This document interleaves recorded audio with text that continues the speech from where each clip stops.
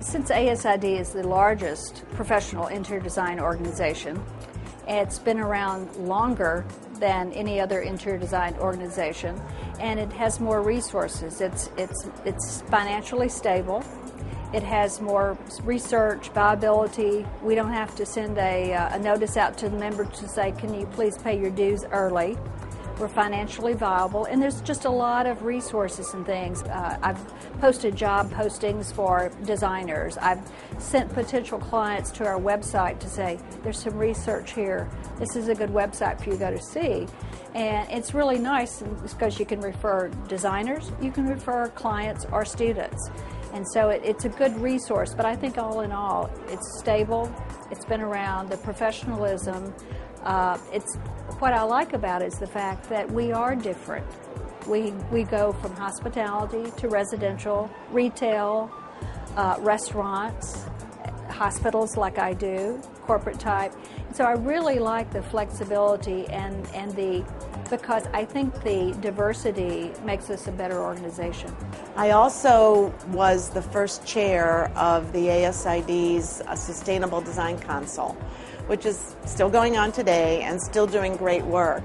And our most recent effort was the ReGreen Guidelines, where we partnered with USGBC to provide sustainable guidelines for residential remodeling of homes. And it has been phenomenally successful. In fact, the first week that the guidelines were available online, there were 40,000 downloads. That's amazing. That's an amazing amount of influence and resources that ASID has provided to their membership and to the design community and the sustainable community as a whole.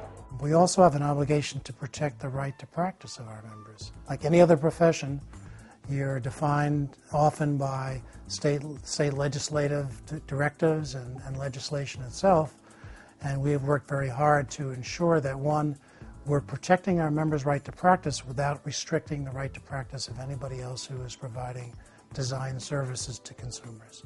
It's not our job to restrict anybody.